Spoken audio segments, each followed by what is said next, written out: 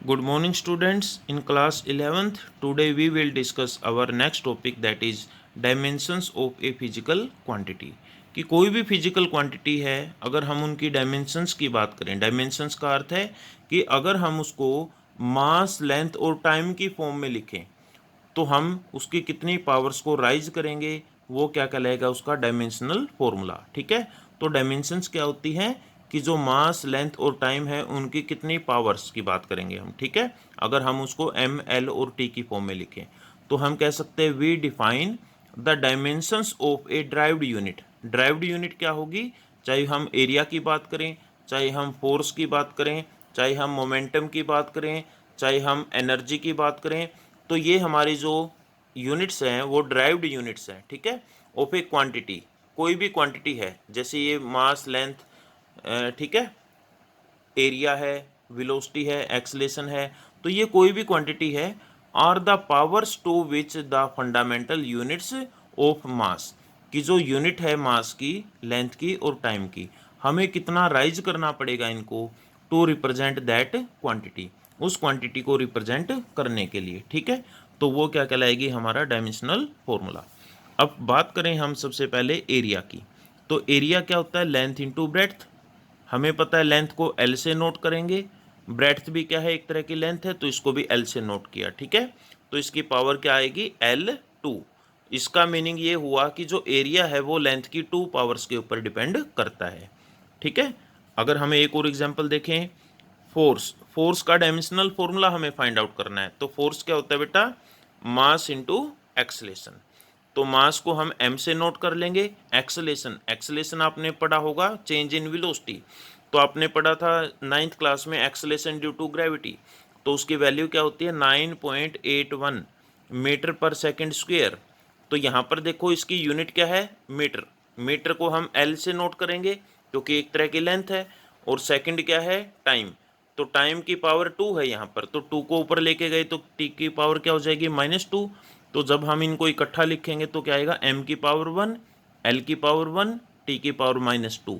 तो ये dimensional formula होगा किसके लिए, फोर्स के लिए। ठीक है, अब नेक्स्ट बात करें ऐसे ही मोमेंटम के बारे में, तो मोमेंटम आपको पता है, आपने 9th क्लास में पढ़ा था, अगर कोई भी बॉडी है जिसका मास क्या है m और उसकी वेलोसिटी क्या है v, तो उसका मोमेंटम हम p से नोट करते थे, किसके बराबर होता था, मास इंटू वेलोसिटी।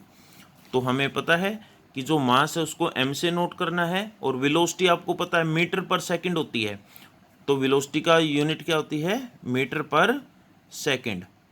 तो मीटर को हम लेंथ, लेंथ के लिए लिखते हैं, तो L1, और सेकंड क्या है, टाइम, तो टाइम को ऊपर लेके गए तो t की पावर -1।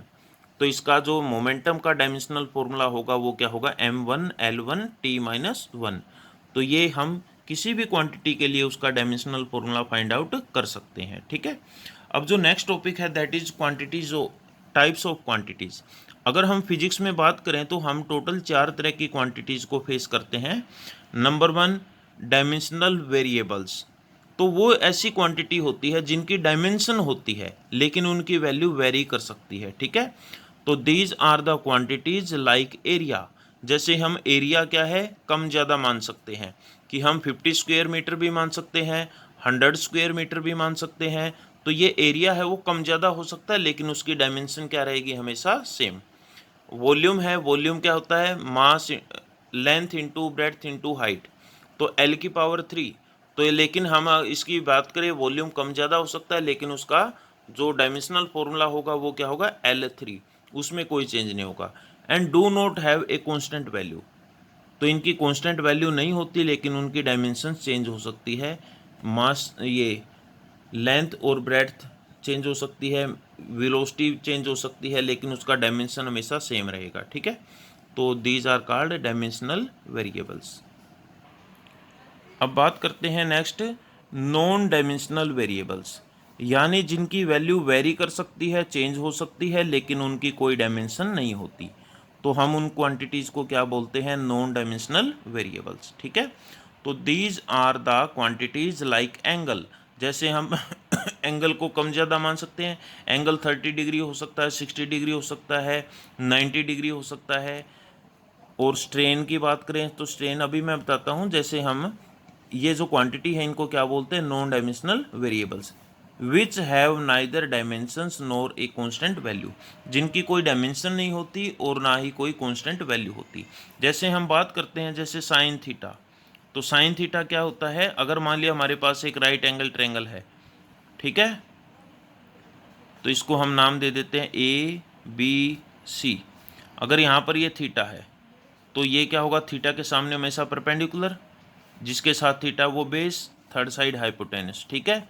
तो साइन थीटा क्या होता है, इसके लिए भी हमें फॉर्मूला पता है, पंडित बद्री प्रसाद हर हर बोले। तो परपेंडिकुलर बाय हाइपोटेनस, तो परपेंडिकुलर बाय हाइपोटेनस क्या है, साइन थीटा कहलाता है, ठीक है। तो परपेंडिकुलर क्या है, एक तरह की लेंथ है, हाइपोटेनस भी क्या है, लेंथ। तो लेंथ से लेंथ की डायमेंशन कैंसिल आउट, तो इसकी कोई डायमेंशन नहीं होगी, ठीक है। तो कोई भी अगर एंगल है, ट्रिग्नोमेट्रिक फंक्शन है, उनकी कोई डायमेंशन नहीं होती। फिर दूसरा मैंने बात किया स्ट्रेन, स्ट्रेन क्या है, अगर मान लिया मेरे पास एक स्प्रिंग है और स्प्रिंग की जो लेंथ है वो L है, अगर मैं इसके ऊपर फोर्स लगाता हूँ तो फोर्स लगाने से मान लिया इसकी लेंथ है वो थोड़ी सी इंक्रीज हो जाती है, ठीक है। कितनी इंक्रीज होगी, मान लिया डेल्टा L, डेल्टा का अर्थ है चेंज होना लेंथ में, ठीक है। तो ये क्या हो गया, डेल्टा L। तो स्ट्रेन क्या होता है, चेंज इन लेंथ यानी डेल्टा L, और बाई में ओरिजिनल लेंथ तो ये हमारा स्ट्रेन कहलाएगा, ठीक है। तो लेंथ में कितना चेंज हुआ, मीटर में होगा, और ये ओरिजिनल लेंथ है वो भी मीटर, मीटर से मीटर कैंसिल आउट, तो कोई डायमेंशन नहीं होगी इसकी, ठीक है। उसके बाद है डायमेंशनल कांस्टेंट, ऐसी वैल्यूज जिनका डायमेंशन होता है लेकिन वैल्यू कांस्टेंट होती है। These quantities have a constant value, इनकी वैल्यू कांस्टेंट होगी, एंड पोजेज डायमेंशंस, और इनकी डायमेंशंस होती है। एग्जाम्पल है वेलोसिटी ऑफ लाइट, जैसे हम सी की बात करें, वेलोसिटी ऑफ लाइट क्या होती है, 3.8 इंटू 10⁸ मीटर। तो ये मीटर यानी लेंथ है एक तरह की, ठीक है। तो हमारी जो इसकी एक कांस्टेंट वैल्यू है लेकिन उसकी डायमेंशन होगी। ग्रेविटेशनल कांस्टेंट हमने पढ़ा था 9th क्लास में, किसके इक्वल होता है, 6.67 इंटू 10⁻11। और इसकी यूनिट की बात करते हैं तो यूनिट क्या था, न्यूटन मीटर स्क्वायर पर किलोग्राम स्क्वायर। तो ये इनकी डायमेंशंस है, देखो यहाँ पर फोर्स की डायमेंशन हो जाएगी, मीटर स्क्वायर की हो जाएगी, किलोग्राम मास की हो जाएगी, ठीक है। तो इनकी डायमेंशंस होगी लेकिन एक कांस्टेंट वैल्यू है, ठीक है। उसके बाद है नॉन डायमेंशनल कांस्टेंट, नॉन मतलब नहीं होंगे, डायमेंशंस नहीं होंगे लेकिन वैल्यू कांस्टेंट होगी। तो these include constant quantities having no dimension, तो जिनकी कोई डायमेंशन नहीं होती उन कांस्टेंट वैल्यू को क्या बोलते हैं, नॉन डायमेंशनल कांस्टेंट।